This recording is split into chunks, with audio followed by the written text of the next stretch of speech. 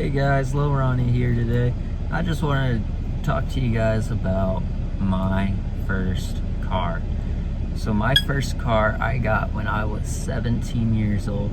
I didn't get my license till I was about 17. I was looking at cars. A bunch of coupes. My parents didn't want me to get a coupe.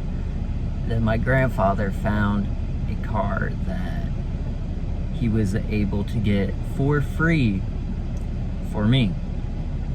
He had a buddy, and this car was just sitting out in his yard because it wasn't of any use to anybody. His granddaughter used it for college, and then when she graduated college, she didn't need the car anymore. It just sat. So it needed some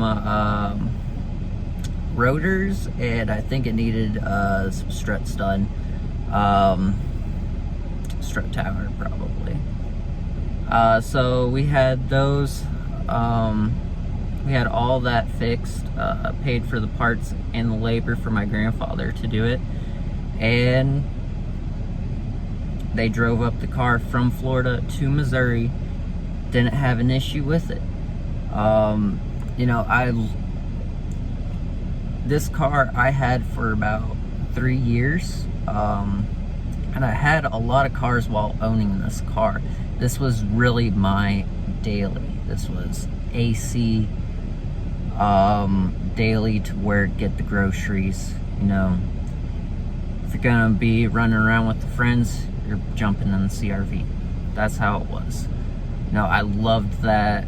There were so many little quirks about it that I loved. I just loved the body style of it.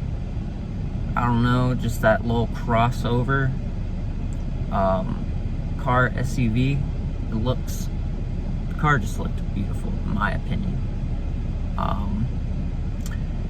And I really liked how the seats would fold down into a whole back seat bed, which was awesome.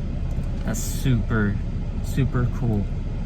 And then it also had a little card playing table in the back, and it would cover up your second spare tire location. So you get a bed, and you get a little table. So this also did have an aftermarket head unit in. That was a little touchscreen one that did not want to work worth a crap. You would have to be pressing on it all day, and if it was a cold day, I hope that it's already on Bluetooth, my guy, because if not, then you're just not listening to music that day because it's too cold for that screen to work. Yeah. But this car, it was a lot of fun, and I didn't really have, when I first got the car, I wasn't really a car enthusiast. I didn't think that this car could be a car enthusiast car, but really I've learned that any car can be a car enthusiast car if an enthusiast is willing to take the time to appreciate the platform. But I thought that was just a little crossover SUV. It can't do nothing. It's not a sports car. It's not a coupe. It's not meant to go fast. I only thought really that two-door cars were supposed to really go fast. That's how I thought it was at 17 years old, because I didn't really know anything about cars at that point. All I knew was that I wanted a car and I wanted to go fast. And then I learned about, VTEC and the community around Honda and the K series that's in the Honda CR-V for the 2004 year model, which was mine. And I had a lot of fun just having fun putting the pedal to the floor, having a lot of fun with VTEC.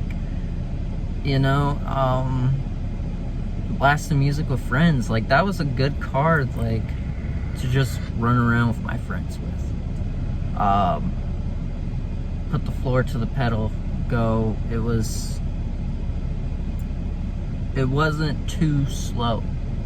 It was exactly what I needed at that point even though I didn't think that I did. Now, the reason why I got rid of the car and the whole place. So, at this point, this was just my daily, so I would drive this car outside of town like 3 times a week to go see my girlfriend, who is now my wife, who lived about 40 minutes away. I would go and see her like 3 times a week. So